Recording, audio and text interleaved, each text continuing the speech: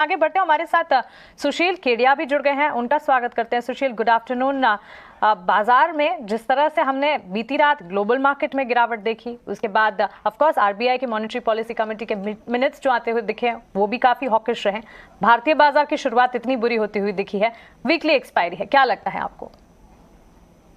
अभी तो पैसा लग रहा है। शौक लग रहा है। अभी तो पैसा लग रहा है, पैसा लग रहा है। बोलिए बोलिए सुशील जी, बताइए नजरिया आपका।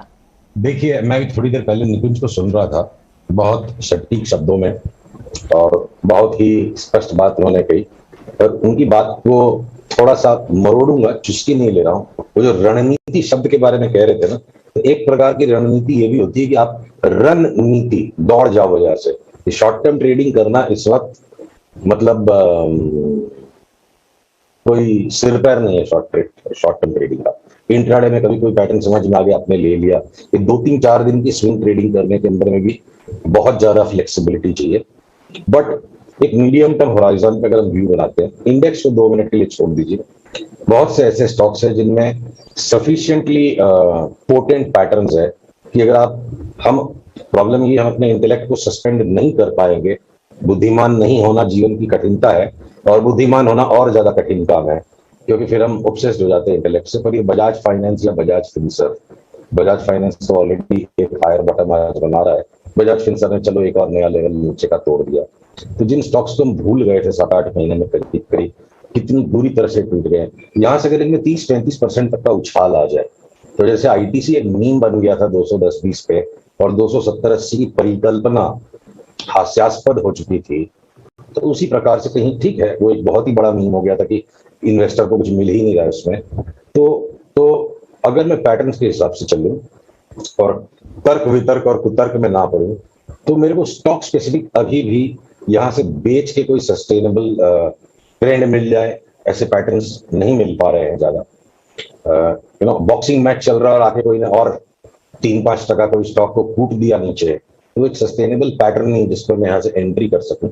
एक आकस्मिक ठुकाई जिसको कह देते हैं ना, बॉक्सिंग के मैच में कोई ने 3-4 जड़ दिए कस के, तो उस तरह से अगर स्टॉक्स को धक्का मारा जा रहा है और इंडिविजुअल कुछ स्टॉक्स में, जैसे मान लीजिए बजाज फाइनेंस या बजाज फिनसर्व दिखे मुझे, या अगर मैं टाटा केमिकल्स पर आऊं, तो मुझे लगता है कि अब ये नए हाई की तरफ बढ़ सकता है।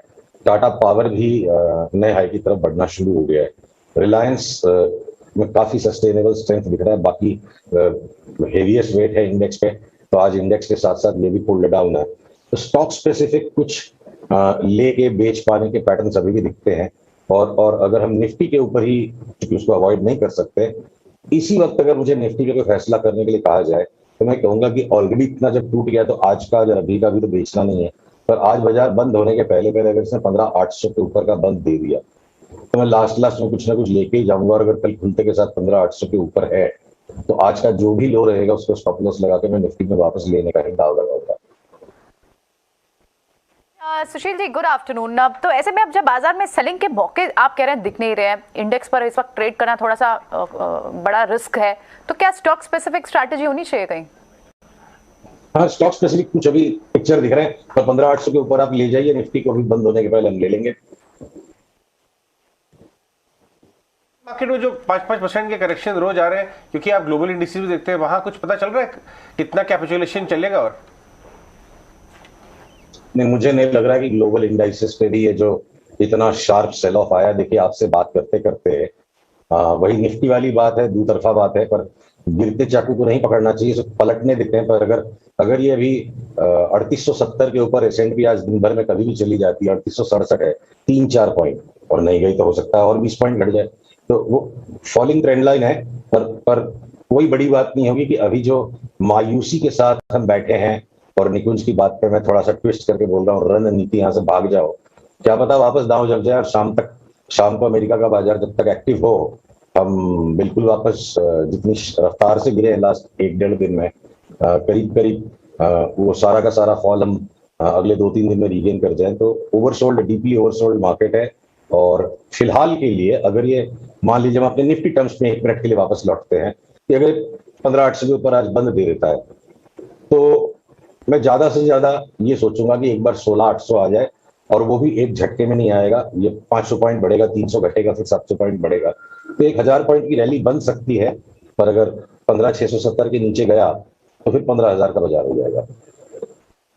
सुशील जी बहुत बहुत धन्यवाद। एक चीज आपको हाँ, आपको please. जोड़ना चाहूंगा मैं यहाँ Sure, पे, please. जो रुपी डॉलर पर अभी हमें बहुत ज्यादा ज्ञान दिया जाता है ट्विटर पर, बहुत ज्यादा ज्ञान दिया जाता है कि हम पागल हैं, और जितना ज्यादा ज्ञान जब मिलता है तो कन्विक्शन और कॉन्फिडेंस उतना बढ़ जाता है।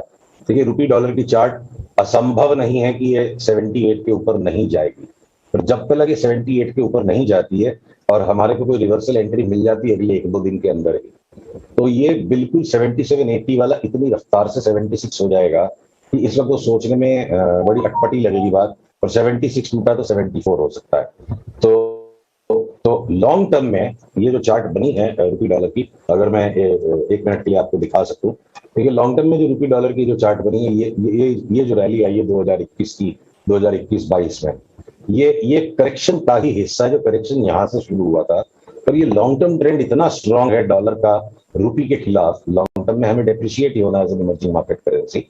ये ट्रस्ट एक बार उसने अपवर्ड्स ले लिया, पर यहाँ से रिवर्सल आ गया तो 74.5 तक, और 74.5 तोड़ दिया। तो इस कठिनाई के माहौल में कोई या तो पहलवान या नादान ही बोलेगा कि 72 भी हो सकता है, तो अभी हम 74 की बात करेंगे। और अगर वो पिक्चर बन गया तो 16,800 पे भी हो सकता है, वापस निफ्टी नहीं बेचेंगे, हम 17,800 की बात करना शुरू कर देंगे। तो एकदम हम एक टर्निंग पॉइंट के नादान बनना बेहतर है। जो नादान बन के जिएगा बाजार उसको पहलवान बना दे।